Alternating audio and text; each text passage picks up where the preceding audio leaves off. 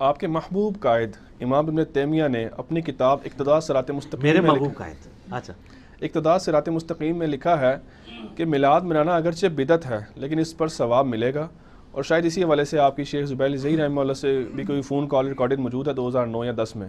جی یہ ہماری محبوبیت سے وہ نکلے اسی وجہ سے تھے۔ ان کی کافی ساری یعنی خلاف شرع باتیں جب ہمارے سامنے آئی نا 2008-9 میں، تو ہم نے ان کو 3 طلاقیں دے دی، وہ پھر ہمارے محبوب نہیں رہے۔ آپ لکھیں ادھر ایکس محبوب۔ امام ابن تیمیہ المتوفی 728 ہجری کی کتاب ہے اقتداء الصراط المستقیم، صراط مستقیم کے تقاضے۔ دارالاسلام پبلیکیشن جو دنیا میں مسلمانوں کا سب سے بڑا ادارہ ہے، اور یہ کتابیں بھی دارالاسلام کی رکھی ہوئی ہیں، اہل حدیث کا ہے، انگلش اور عربی میں، اردو میں، ساری زبانوں میں۔ اس کے جو آنر ہیں بڑے ٹرو جینٹل مین ہیں، عبد المالک مجاہد صاحب، وہ گجرانوالہ کے ہیں، اب عرب پتی ہیں، وہ عالم دین ہے خود بھی، اور میں ان کی بڑی عزت کرتا ہوں کہ انہوں نے کم از کم یعنی ترمذی، ابو داؤد، نسائی، ابن ماجہ کی تحکیم شیخ زبیر علی زئی صاحب والی پرنٹ کی ہے، یہ ان کو کریڈٹ جاتا ہے، کیونکہ البانی صاحب کی تحکیم میں بہت سارے ایشوز ہیں۔ تو یہ دارالاسلام نے کتاب چھاپی ہوئی ہے صراط مستقیم کے تقاضے، ہمارے پاس موجود ہے، وہ آپ کتابوسنت.com سے بھی PDF بھی ہم اس میں لگا دیں گے۔ واقعی انہوں نے جو میلاد والا چیپٹر ہے اس میں یہ لکھا ہے کہ میلاد منانا یعنی یہ عیسائیوں سے مستعار لیا گیا ہے، یہ یعنی بدعت کا ذکر کرتے ہوئے کرسمس کے ایکویلنٹ یہ، اور وہ کہتے ہیں کہ جی یہ اگرچہ ہے تو بدعت ہے لیکن حسن نیت پہ ثواب ملے گا، کیونکہ جو میلاد منا رہا ہے نا اس کی نیت تو نبی علیہ السلام کی محبت کی ہے، اسے ثواب ملنا چاہیے اس کے اوپر۔ وہ کہتے ہیں ثواب ملے گا، ملنا چاہیے نہیں، ملے گا۔ اور یہی بات مولانا اسحاق صاحب بھی ان کی بڑی کوٹ کرتے تھے، وہ پازیٹیولی کوٹ کرتے تھے، میں نیگیٹیولی کوٹ کر رہا ہوں کہ یہ بات غلط ہے، کیونکہ ابو داؤد، ترمذی، ابن ماجہ میں حدیث ہے کل بدعۃ ضلالہ وکل ضلالۃ فی النار، تمام بدعتیں گمراہیاں ہیں اور تمام گمراہیاں دوزخ میں لے جانے والی ہیں۔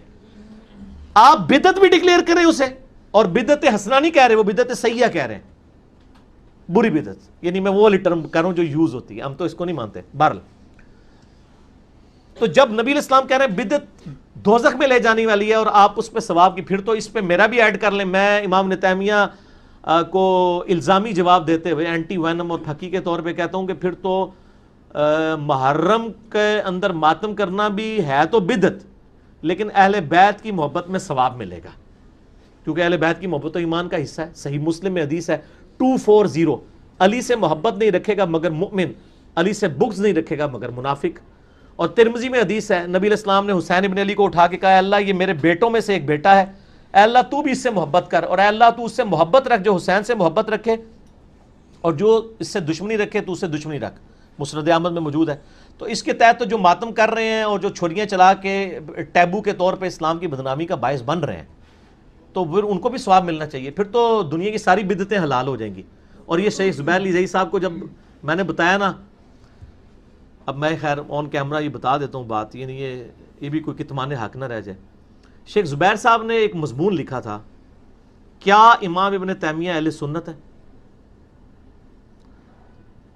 ابو بکر غازی پوری انڈیا کے بہت بڑے دیوبندی اسکالر تھے جو پچھلے دنوں فوت ہوئے ہیں، الیاس گمن صاحب بھی ان کو کوٹ کرتے تھے۔ انہوں نے ایک کتاب لکھی کیا ابن تیمیہ اہل سنت ہے، اس کا PDF ہم نے چڑھایا ہوا ہے اپنے ویب سائٹ کے اوپر، وہ انگلش میں بھی آپ کو مل جائے گی، عربی میں بھی، اردو میں بھی۔ وہ کہتے ہیں میں سعودیہ گیا تو میں نے دیکھا اہل حدیث کا فتنہ بہت پھیل رہا ہے، تو میں بڑا عرصہ سوچتا رہا کہ اہل حدیثوں کو کیسے قابو کریں، تو کہتے ہیں اس کا حل یہ ہے کہ میں ان کے بزرگ بابوں سے وہی عقیدے ثابت کر دوں جو ہمارے بابوں کے ہیں، پھر بابا کینسل ہو جائے۔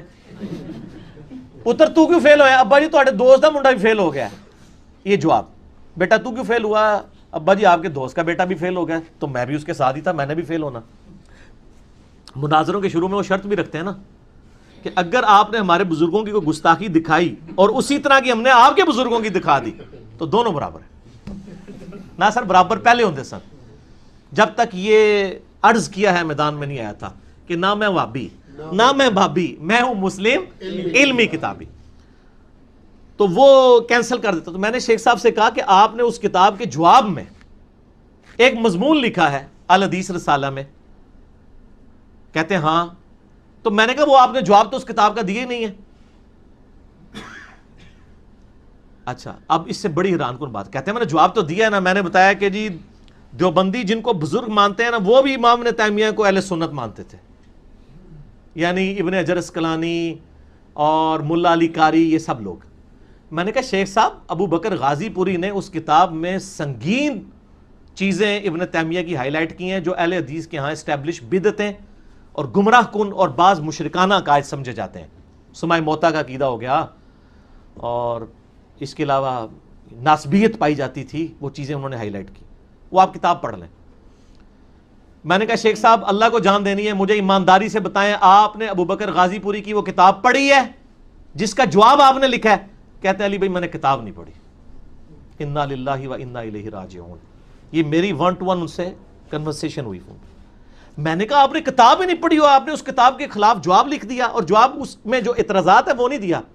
جس طرح میرے خلاف کلپ چڑھتے ہیں نا، ایران کے ٹکڑوں پہ پلنے والا، فلانوں کا ایجنٹ، فلانوں کے ایجنسیوں کا ایجنٹ، یہ وہی والا کام۔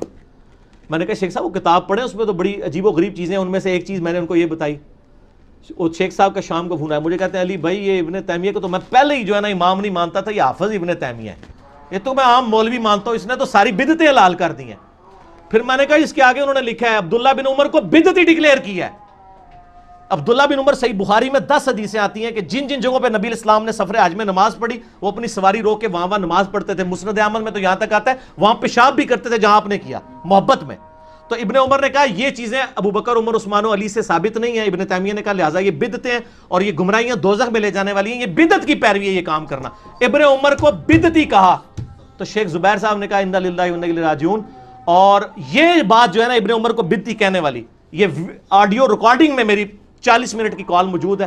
شیخ زبیر صاحب نے کلیئر کٹ کہا کہ ہم ابن تیمیہ سے اعلان برات کرتے ہیں اس کے ان عقیدوں کے اوپر۔ باقی چیزیں تو اچھی بات تو کسی سے بھی لے سکتے ہیں، آپ شیطان سے بھی لے سکتے ہیں۔ آیت الکرسی کا وظیفہ نہیں لیا، 2311 نمبر حدیث، انسانی شکل میں آ کے آیت الکرسی کا وظیفہ بتایا تھا ابو ہریرہ رضی اللہ تعالیٰ عنہ علیہ السلام کو۔